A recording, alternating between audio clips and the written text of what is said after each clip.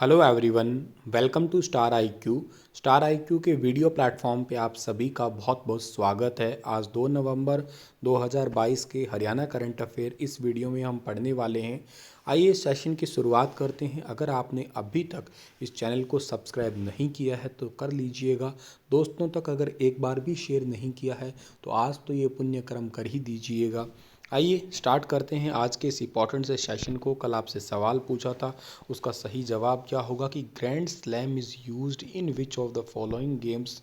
तो इस सवाल का सही आंसर था lawn tennis. Haryana orbital rail corridor किस वर्ष तक पूरा हो जाएगा?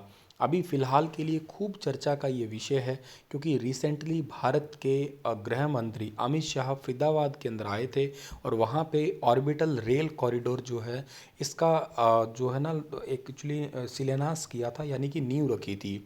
और ये कुंडली मानेसर पलवल वाला जो आपका हाईवे है केएमपी, उसी के साथ 121 किलोमीटर लंबा बनने वाला है हरियाणा ऑर्बिटल रेल कॉरिडोर। और ये साल 2025 तक बन के तैयार हो जाएगा। इससे हरियाणा के अंदर इंडस्ट्रियल ग्रोथ तो बढ़ ही जाएगा।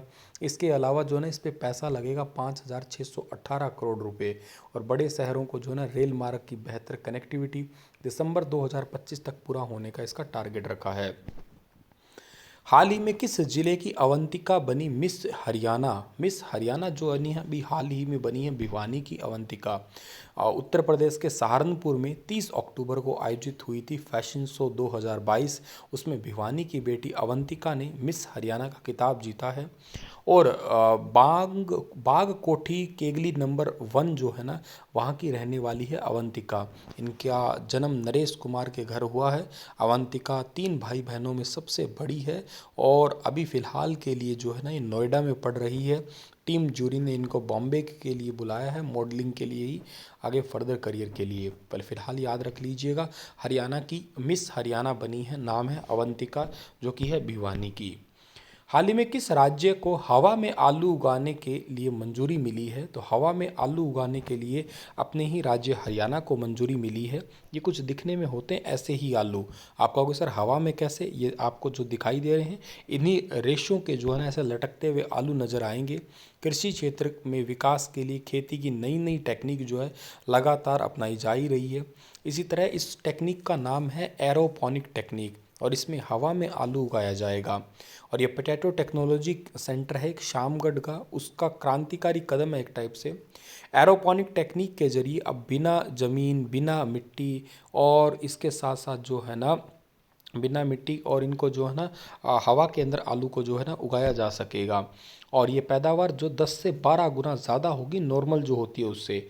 इसके लिए शामगढ़ पोटैटो सेंटर का इंटरनेशनल पोटैटो सेंटर के साथ में एमओयू हुआ है। इंटरनेशनल पोटैटो सेंटर पड़ता है पेरू की राजधानी लिमा में, जिसकी स्थापना साल 1971 के अंदर हुई थी। और एक बात ये भी याद रखिएगा कि अभी रिसेंटली कुफरी नस्ल की आलू की नस्ल जो कि एचएयू के द्वारा तैयार की गई है, उन्होंने भी समझौता किया था आलू की पैदावार को बढ़ावा देने के लिए ही।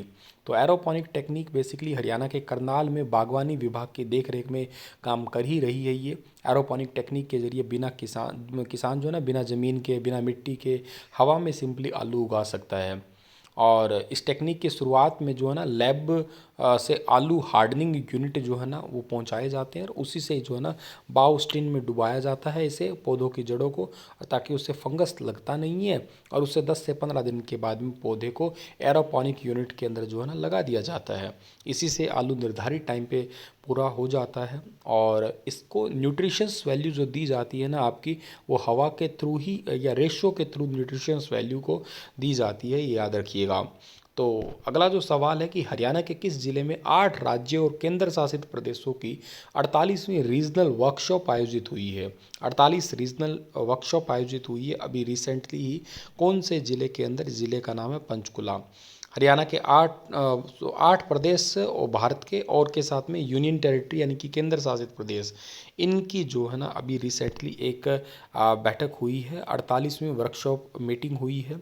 और इस 2 दिन की ये मीटिंग थी। इसमें स्कूल शिक्षा विभाग के अतिरिक्त मुख्य सचिव डॉक्टर महावीर प्रसाद और निदेशक स्कूल शिक्षा विभाग के डॉक्टर अंशज सिंह जो है ना इनकी मौजूदगी थी। ये स्कूलों के डेटा मॉनिटरिंग, डेटा कलेक्शन, उससे रिलेटेड जो है ना एक बैठक थी इंपॉर्टेंट, जो आप लोगों को याद रखिएगा।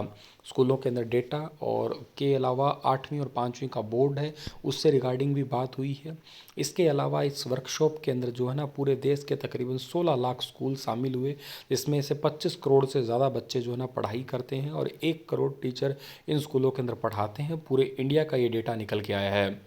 तो डेटा कलेक्शन का काम बस इतना ही होता है कि अधिकारी कर्मचारी स्कूल लेवल पे काम कर रहे हैं कि नहीं कर रहे हैं, इसीलिए ये वाली रिपोर्ट जारी की जाती है।